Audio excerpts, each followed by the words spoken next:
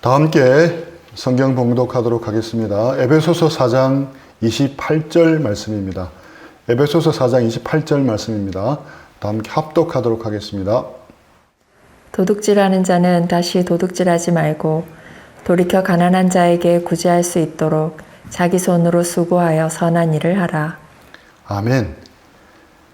수수께끼를 하나 내겠습니다.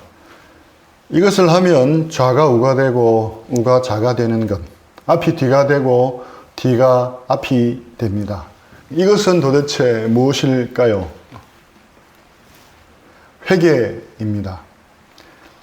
이처럼 회개는 돌이킴입니다. 마음과 삶을 하나님께로 돌이키는 것입니다. 세상을 향해 있던 우리가 180도를 회전해서 하나님께로 돌이키는 것입니다. 그러면 좌가 우가 되고 우가 좌가 되고 앞이 뒤가 되고 뒤가 앞이 되는 것입니다. 그래서 회개는 돌이킴입니다. 지난 시간에 회개에 대한 오해를 다루었습니다. 이번에는 잘못된 회개와 참된 회개를 비교해 보면서 참된 회개가 무엇인지에 대해서 다루도록 하겠습니다. 어떤 사람이 가진 백이 명품 백인지 짝퉁인지 구별하는 손쉬운 방법이 있다고 합니다. 우선 집에 들어와서 잘 보이는 곳에 놓아두면 명품이고 장롱 속에 처박아 두면 짝퉁이라고 합니다. 동창회에 들고 나가면 명품이고 시장 갈 때 들고 나가면 짝퉁이라고 합니다. 그런데 더 확실한 구별법이 있다고 합니다. 갑자기 소낙비가 쏟아질 때 백으로 자기 머리를 가리면 짝퉁이고 백을 가슴에 꼭 품으면 명품이라고 합니다. 시내에서 소나기 올 때 한번 잘 살펴보시기 바랍니다. 우리 자매들 비 올 때 꼭 가슴에 품고 싶은 백이 생기기를 축복합니다. 또 명품 백을 가질 뿐만 아니라 명품 인생이 되기를 축복합니다. 만약 자신이 가진 백이 명품인 줄을 알고 비 올 때마다 가슴에 품고 다녔는데 알고 보니 짝퉁이라면 속이 많이 상할 것 같습니다. 마찬가지로 우리가 드린 회개가 진짜 회개인 줄 알았는데 가짜 회개라면 어떻게 되겠습니까? 속이 많이 상할 정도로 그치는 문제가 아니라 심각한 문제가 생깁니다. 우리의 구원과 직결되기 때문입니다. 만약 우리의 회개가 가짜라면 어떻게 하겠습니까? 잘못된 회개는 크게 두 가지가 있습니다. 자연적 회개와 율법적 회개입니다. 먼저 자연적 회개란 죄에 대한 일반적인 자책감을 말합니다. 양심의 가책을 느끼는 것입니다. 드러난 결과 때문에 수치스럽게 여기고 자책하고 후회하는 겁니다. 후회하고 자책하는 데 초점이 있습니다. 하지만 후회하고 자책했더라도 모두 참된 회개로 이어지는 것은 아닙니다. 그래서 자연적인 회개는 참된 회개가 아닙니다. 두 번째, 율법적 회개도 참된 회개가 아닙니다. 많은 그리스도인들이 율법적 회개를 참된 회개로 착각하는 경향이 많습니다. 율법적 회개는 초점이 두려움에 있습니다. 죄 지은 것에 대해 자신이 받아야 할 형벌에 대한 두려움에 그 초점이 있습니다. 자연적 회개와 율법적 회개는 이처럼 초점이 잘못되어 있습니다. 그러면 참된 회개의 초점은 어디에 있겠습니까? 하나님께 있습니다. 하나님의 긍휼과 은혜에 초점이 가 있습니다. 참된 회개는 하나님이 가장 싫어하는 죄를 지었고 그 죄를 애통하면서 하나님의 긍휼과 은혜를 바라보고 주님께 나아가는 것입니다. 즉 그리스도 안에 있는 하나님의 긍휼을 깨달아 죄를 뉘우칩니다. 자신의 죄로 인하여 슬퍼하고 애통합니다. 그 모든 죄에서 떠나 하나님께로 돌이켜 하나님과 동행하며 새로운 복종의 길로 나아가기로 끊임없이 결심하고 노력을 하는 것입니다. 이것이 참된 회개입니다. 복음적 회개라고도 합니다. 팀 켈러 목사님은 이 율법적 회개와 복음적 회개를 명쾌하게 잘 설명해 주고 있습니다. 먼저 동기가 다릅니다. 율법적 회개는 죄의 결과로 받게 될 형벌이 두려워서 합니다. 복음적 회개는 하나님과의 관계를 망가뜨린 죄 자체 때문에 슬퍼합니다. 또 나타나는 모습도 다릅니다. 율법적 회개는 자학합니다. 자학하여 자기 의를 세웁니다. 지은 죄 때문에 너무나 비참하고 후회하고 있기 때문에 자신은 그 죄를 용서받을 만한 자격이 있다고 생각하면서 하나님을 납득시키는 것입니다. 그래서 많은 경우 율법적 회개는 일종의 자학의 형태로 나타납니다. 이렇게 되면 결국 자기 의를 세우는 회개가 됩니다. 하지만 복음적 회개는 다릅니다. 예수님이 우리 때문에 고난을 당하셨고 비참해지셨다는 것을 압니다. 따라서 용서를 획득하기 위해 우리 스스로를 괴롭게 할 필요가 없습니다. 단순하게 그리스도에 의해서 얻어진 죄 용서를 받아들이는 것이 중요합니다. 또 지속성도 다릅니다. 율법적 회개는 시간이 갈수록 점점 쇠퇴해집니다. 왜냐하면 그 자체가 괴로운 것이기 때문입니다. 그래서 율법적 회개는 시간이 지남에 따라 회개를 점점 덜 하게 됩니다. 하지만 복음적 회개는 점점 더 발전해 나갑니다. 자신의 결점과 죄악을 보면 볼수록 더 보배롭고 놀라운 하나님의 은혜를 경험하게 됩니다. 죄가 더한 곳에 은혜가 더한다는 것을 경험한 것입니다. 복음적 회개는 선하신 하나님의 은혜를 새롭게 경험하게 만듭니다. 그리고 그 은혜의 경험은 평생 계속해서 회개하는 동력을 주는 것입니다. 그래서 점점 더 회개하게 됩니다. 회개가 점점 더 발전해 나가는 것입니다. 이것이 바로 두 가지 회개에 대한 팀 켈러 목사님의 설명입니다. 여러분은 율법적 회개를 하고 있습니까? 복음적 회개를 하고 있습니까? 우리의 회개가 참된 회개인 복음적 회개로 바뀌고 성숙해 나가기를 축복합니다.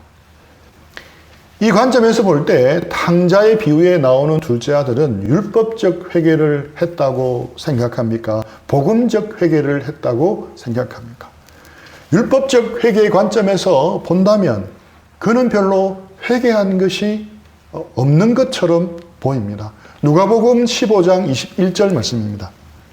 아들이 이르되 아버지 내가 하늘과 아버지께 죄를 지었사오니 지금부터는 아버지의 아들이라 일컬음을 감당하지 못하겠나이다 하나.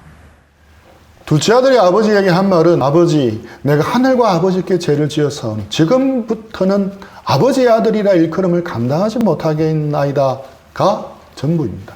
지나치게 자신을 자학하지도 않았습니다. 눈물 콧물 범벅이 되도록 애통해하면서 울부짖지도 않았습니다. 그가 저지른 죄에 비하면 그가 드린 회개는 좀 약하다고 생각되지 않습니까? 눈물 콧물 흘리며 며칠 밤을 잘못했다고 후회하고 빌어야 되지 않겠습니까? 하지만 둘째 아들이 진짜 참된 회개를 한 것입니다. 그는 옛 죄악된 삶에서 떠났고 아버지에게로 돌아왔습니다. 자기의 죄를 인정했습니다. 그리고 아버지는 그를 용서했습니다. 아버지는 아들의 말을 더 들으려고도 하지 않았고 그에게 존귀한 아들의 자리를 회복시켜 주셨습니다. 잔치를 베풀었고 기쁨을 나누었습니다. 왜 이것이 복음적 회개입니까? 왜 이것이 참된 회개입니까? 올바른 회개는 언제나 관계적으로만 설명될 수 있습니다. 회개는 우리가 하나님께 잘못했거나 죄를 지었다고 생각하는 어떤 행위를 눈 감고 입으로 고백하는 행위만이 아닙니다. 둘째 아들이 자기가 하늘과 아버지께 죄를 범했다고 말했습니다.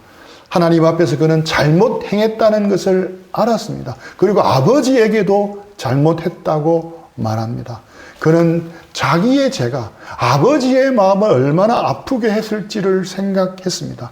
그는 자신의 죄가 아버지와 자신의 관계를 망가뜨렸음을 인정합니다.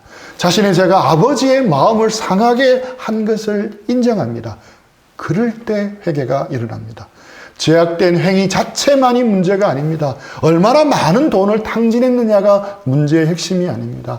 문제의 핵심은 관계입니다. 그는 하늘과 아버지께 죄를 지었습니다.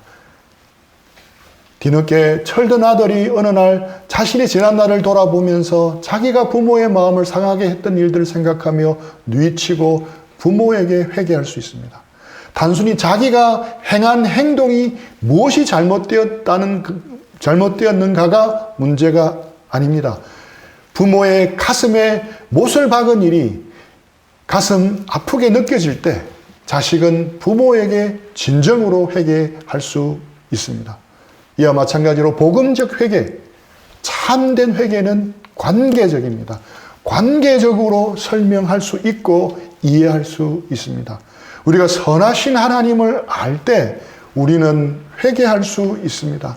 예수님의 복음 안에서 하나님이 우리에게 베풀어 주신 그 선하신 은혜를 알게 될 때 우리는 회개할 수 있습니다.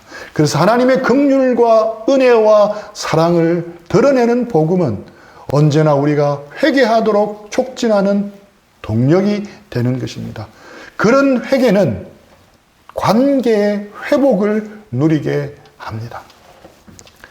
회개에 대해서 설명할 때마다 제게 떠오르는 것은 영화 개춘할망입니다. 기독교 영화는 아니지만 참된 회개가 무엇인지 잘 보여주는 영화입니다. 최근 영화 미나리로 아카데미 여우조연상을 수상한 윤여정 배우가 주연으로 할머니 역을 맡았습니다. 줄거리는 다음과 같습니다. 혜지라는 딸 아이 아빠는 일찍 세상을 떠납니다. 엄마는 도망을 가버려 제주도에 사는 개춘할망이 어린 손녀딸 혜지를 키웁니다. 손녀딸 혜지는 할머니에게 기쁨이고 전부였습니다. 그런데 어느 날 서울 결혼식장에 갔다가 할머니는 시장에서 혜지를 잃어버리고 맙니다. 백방으로 찾아다니지만 결국은 찾지를 못합니다. 그로부터 12년 후 혜지는 가출한 10대들과 어울리며 양아치질을 합니다. 원조 교제를 빙자해서 돈을 뜯어내다가 폭행죄에 연루가 되어 도망치는 신세가 됩니다. 춥고 배고프게 지내던 혜지는 우연히 우유를 마시다가 우유팩에 있는 미아찾기 광고를 보게 됩니다. 그것을 계기로 무려 12년 만에 경찰서에서 할머니와 극적인 재회를 합니다. 그리고 제주도로 돌아갑니다. 할머니는 너무 행복했지만 거칠게 살아왔던 혜지에게는 할머니가 불편합니다. 작은 시골 마을에는 혜지의 일탈 행동들이 할머니에게 하나씩 제보가 됩니다. 하지만 할머니는 마을 사람들이 하는 말을 호통치면서 혜지를 감싸줍니다. 늘 혜지 편이 되어줍니다. 그리고 그림의 소질이 있는 혜지가 그림을 배울 수 있도록 도와줍니다. 소질을 인정받은 혜지는 서울에서 열린 미술대회에 참석합니다. 그런데 거기서 사라집니다. 할머니 집을 판 돈이 있었던 통장도 같이 사라집니다. 사라진 혜지는 다시 불량한 남자애들과 만나다가 출동한 경찰에게 붙잡혀 가게 됩니다. 그 사이 할머니에게는 친자 확인 유전자 검사 결과가 전달되고 할머니는 경찰서까지 찾아와 혜지를 데리고 가려 합니다. 첫 번째 반전이 일어납니다. 사실 개춘할망은 혜지를 잃어버린 것이 아니었습니다. 며느리인 혜지 엄마는 할머니 몰래 혜지를 데리고 가서 키운 것입니다. 하지만 재혼한 남편은 경제적으로 어렵다는 이유로 혜지를 키우는 것을 반대합니다. 운전 중에 이 일로 말다툼하다가 일가족 모두가 교통사고를 당합니다. 이때 혜지는 어머니와 함께 죽게 됩니다. 재혼남의 친딸인 은주만 살아남는데 재혼남은 보험금을 타내기 위해 은주를 이미 죽은 혜지로 바꾸어 버립니다. 이후 은주는 죽은 혜지의 이름으로 살게 됩니다. 가정 형편이 더 안 좋아져서 혜지는 아빠랑 갈라지게 되고 청소년 범죄까지 휘말리게 됩니다. 그러던 중 자신을 찾는 미아찾기 광고를 보고 제주도 할머니에게 내려가게 된 것입니다. 그런데 혜지의 친부도 돈이 필요하다고 제주도까지 쫓아오고 친구를 위해서도 합의금도 필요했습니다. 그래서 혜진은 할머니 통장을 훔칩니다. 그 서울미술대회에 참석해서 아버지에게 그 통장을 건네고 사라진 것입니다. 이것이 사건의 전말입니다. 그 후 시간이 몇 년 또 흘러 혜진은 추록을 하게 됩니다. 사실 혜지가 아니라 은주입니다. 어느 날 은주는 서울까지 찾아온 제주도 삼촌을 통해 할머니의 실종 소식을 듣습니다. 이번에는 은주가 할머니를 찾으러 다닙니다. 그러다가 그 옛날 혜지를 잃어버렸던 시장통에서 헤매고 있는 할머니를 발견합니다. 할머니에게 치매가 온 것입니다. 치매에 걸린 할머니를 모시기 위해 은주는 제주도에 내려가서 할머니를 모십니다. 집에 할머니의 추억을 살려드리기 위해 팔린 집을 다시 임대까지 합니다. 그리고 은주가 아닌 혜지라고 속이며 병든 할머니를 수발합니다. 또 다른 작은 반전이 드러나게 됩니다. 밤늦게 은주는 자신을 혜지로 알고 있는 치매 할머니의 잠자리를 봐드리고 마루로 나옵니다. 우연찮게 옆에 놓인 오래된 할머니 녹음기를 보고 버튼을 누릅니다. 거기서 할머니의 속 깊은 마음을 알게 되는 혜지는, 아니 은주는 오열을 합니다. 사실 할머니는 모든 것을 알고 있었습니다. 할머니는 혜지가 아니라 은주인 것을 진작부터 알았던 것입니다. 혜지가 통장에 관심이 있다는 것도 알았습니다. 하지만 할머니는 변함없이 혜지를 사랑해주고 지지해줍니다. 말할 사람들이 뭐라고 해도 다 바람막이가 되어 준 것입니다. 이 모든 것을 알고 있었지만 할머니는 한결같이 혜지의 편이 되어 준 것입니다. 얼마 후 할머니는 돌아가시는데, 돌아가시기 직전 정신이 돌아와서 은주에게 너도 내 손주 딸이라고 말합니다. 은주가 이 할머니의 마음 깊은 곳에 있는 사랑을 깨닫고 다시 엉엉 웁니다. 그리고 할머니 앞에 고백을 합니다. 이제부터는 더 이상 양아치처럼 살지 않고 잘 살아보겠노라고 고백합니다.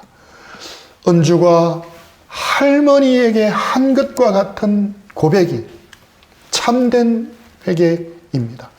복음적 회개입니다. 사랑에 엉엉 울면서 오열한 것이 바로 참된 회개입니다. 은주가 할머니의 임종 앞에서 이제 잘 살아볼게라고 말한 것이 복음적 회개입니다. 오늘날 많은 사람이 기독교를 잘못 알고 있습니다. 기독교는 믿으면 천국 가는 종교로만 알고 있습니다. 기독교는 이것을 해야 하고 저것을 해서는 안 된다는 등등의 많은 규칙을 가진 종교로만 알고 있습니다. 이것은 본질에서 벗어난 말입니다. 껍데기만 남은 기독교의 모습입니다. 많은 사람들이 수많은 규칙을 지켜야 하는 것이 기독교인 줄 알고 있습니다. 회개도 그런 규칙 중에 하나로 생각합니다. 절대 그렇지 않습니다. 진짜 기독교의 본질은 무엇입니까? 관계입니다. 사랑의 하나님을 만나는 것입니다. 하나님의 사랑 앞에 흐느껴 우는 것입니다. 영화 속 은주처럼 사랑에 녹아드는 것입니다.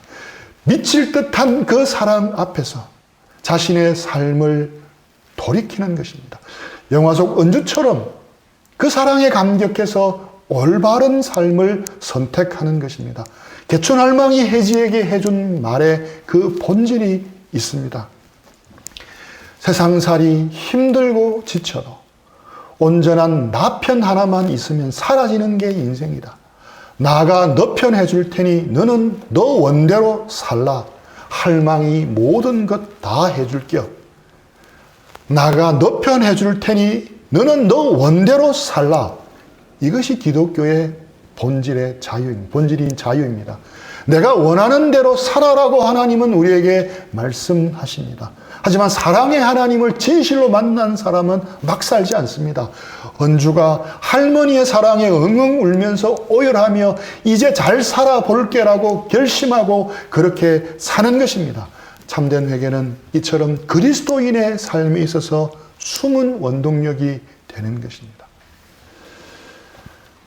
여기서 우리는 이런 질문이 생길 수 있습니다. 왜 하나님이 굳이 회개를 요구하시는 것에 대한 질문입니다. 예수님의 십자가에서 우리의 모든 죄를 다 용서해 주셨다면 다 된 것이 아닙니까? 왜 자꾸 회개를 요구하시는 것입니까? 왜 자꾸 하나님께로 돌이키라고 말씀하고 계시는 것입니까? 이미 십자가에서 하나님의 아들 예수님을 죽이심으로 하나님의 공의와 사랑을 확정해서 보여주셨는데도 말입니다. 누군가 이 질문을 여러분에게 한다면 여러분은 어떻게 답을 하겠습니까? 제가 답을 해보겠습니다. 회개라는 것은 죄를 속하는 것이 아니라 하나님께로 돌이키는 것이라고 했습니다. 이 개념이 명확하면 답이 보입니다. 하나님께서 우리에게 간절히 회개를 요구하시는 이유가 보입니다. 그 이유가 무엇입니까? 바로 우리를 사랑하시기 때문입니다. 하나님이 우리에게 회개를 요구하지 않고 그저 죄를 용서해 주신다면 이렇게 말씀하시는 것과 같습니다. 너를 벌하지 않겠다. 네가 나와 가까워지지 않더라도 나는 크게 상관이 없다. 이것은 하나님의 마음과 너무 거리가 멉니다. 우리를 애틋하게 사랑하시는 하나님의 마음이 아닙니다. 회개를 요구하시는 말씀 이면에 하나님의 사랑이 감추어져 있습니다. 돌이켜라. 벌을 면하기 위해서만이 아니다. 나와 화목하기 위하여, 나와 다시 친밀해지기 위해 돌이켜라. 네가 받을 형벌을 내가 다 받았다. 네가 돌이킨다면 용서받을 수 있는 근거를 모두 마련해 놓았다. 어서 내게로 와서 나와 함께 먹고 마시자. 하나님은 이렇게 우리에게 말씀하시는 것입니다. 제 생각이 아닙니다. 성경 여러 군데에서 하나님은 하나님의 마음을 드러내어 보여줍니다.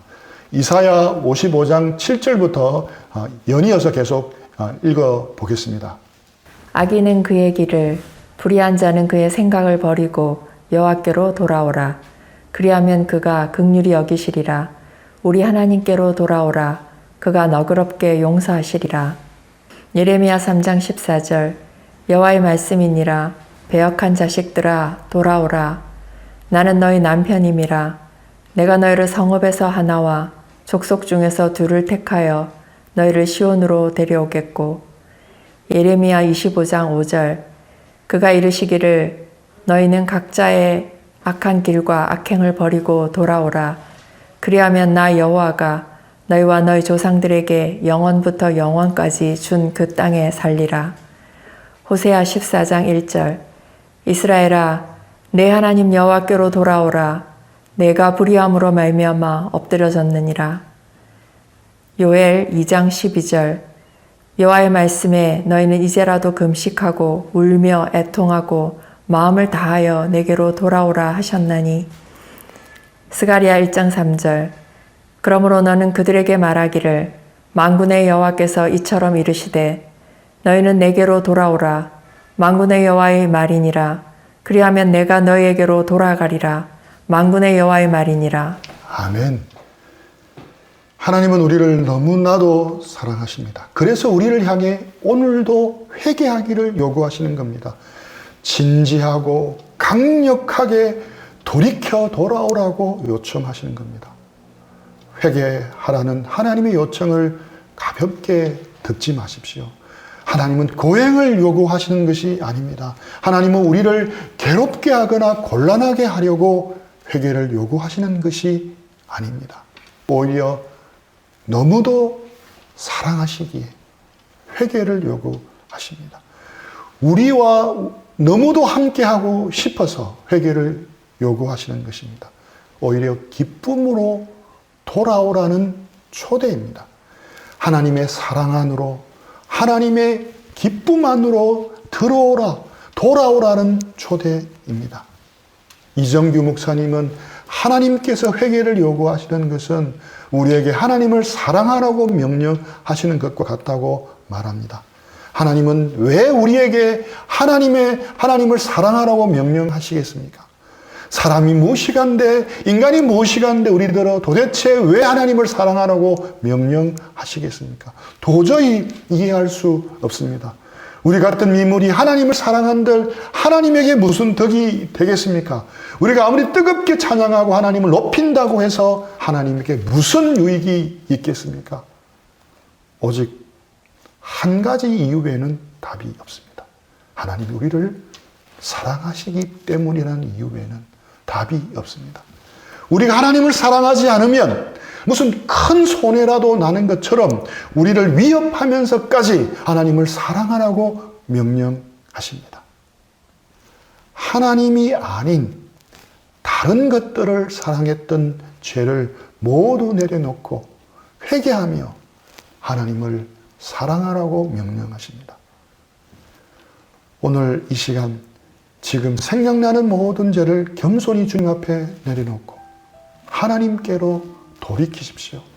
하나님보다 더 사랑하고 있는 것이 생각난다면 내게로 돌아오라는 하나님의 음성을 들으시고 돌이키십시오. 더 이상 미루지 마십시오. 생각나면 하겠다고 하면 못합니다. 나중에 하겠다고 하면 영영 못합니다. 환경이 변하면 하겠다고 하면 못합니다. 그럴 마음이 생기면 하겠다고 하면 못합니다. 지금 해야 합니다. 하나님의 헤세드의 사랑을 기억하고 우리 죄를 자백하고 날마다 하나님께로 돌이키는 우리 모두가 되기를 축복합니다. 하나님보다 더 아끼고 사랑하고 소중히 지키는 것이 있다면 돌이키십시오. 더 이상 미루지 말고 더 이상 끌지 말고 지금 하나님의 그 사랑 안으로 들어가는 우리 모두가 되기를 축복합니다. 우리 들은 말씀 생각하면서 기도하고 적용하는 시간들을 드리겠습니다.